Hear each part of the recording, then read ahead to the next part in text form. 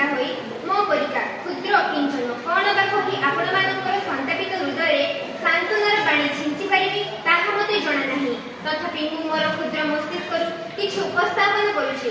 ନମସ୍କାର, ମୁଁ ଶୁଭଶ୍ରୀ ନାୟକ। ମୁଁ 10ମ ଶ୍ରେଣୀରେ ଅଧ୍ୟୟନ କରେ। ଆଜିର ବିଷୟବସ୍ତୁ ହେଉଛି ସ୍ମାର୍ଟ ୱେଷ୍ଟ ମ୍ୟାନେଜମେଣ୍ଟ ଓ ବିକଶିତ ଭାରତ ନିର୍ମାଣ। ଭାରତ ଆଜି ବିଶ୍ୱର ଦ୍ରୁତଗତି ଉନ୍ନତିଶୀଳ ଦେଶଗୁଡ଼ିକ ମଧ୍ୟରୁ ଗଣ୍ୟ। ଯେତେବେଳେ ଆମେ ବିକଶିତ ଭାରତର ସ୍ୱପ୍ନ ଦେଖୁଛୁ ସେତେବେଳେ ପରିବେଶ ସୁରକ୍ଷା ଆମର ଦାୟିତ୍ୱ ହେବା ଦରକାର।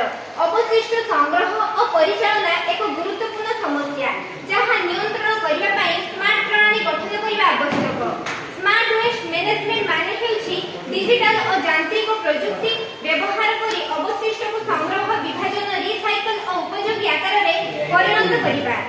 ସହର ଓ ଗ୍ରାମାଞ୍ଚଳରେ ପରିଷ୍କାର ପରିବେଶ ଗଠନ କରିବା, ଅବଶିଷ୍ଟରୁ ଜୀବାଶ୍ମ ଶକ୍ତି, ବାୟୁ ଓ ଇନ୍ଧନ ଉତ୍ପାଦନ, ପରିବେଶୀୟ ଦୂଷଣ ହ୍ରାସ, ନାଗରିକମାନଙ୍କ ମଧ୍ୟରେ ଜାଗୃକତା ସୃଷ୍ଟି, ସ୍ୱଚ୍ଛ ଭାରତ ଓ ବିକଶିତ ଭାରତର ଲକ୍ଷ୍ୟକରଣ, ସାମାଜିକ ଓ ପରିବେଶୀୟ ଲାଭ, ସୁସ୍ଥ ଓ ସଫା ପରିବେଶ, ରୋଗ ଓ ପ୍ରଦୂଷଣର ହ୍ରାସ, ନବୀନ ରୋଜଗାର ସୃଷ୍ଟି, ପରିବେଶ ସୁରକ୍ଷା ଓ ଜୀବନମାନ ବୃଦ୍ଧି।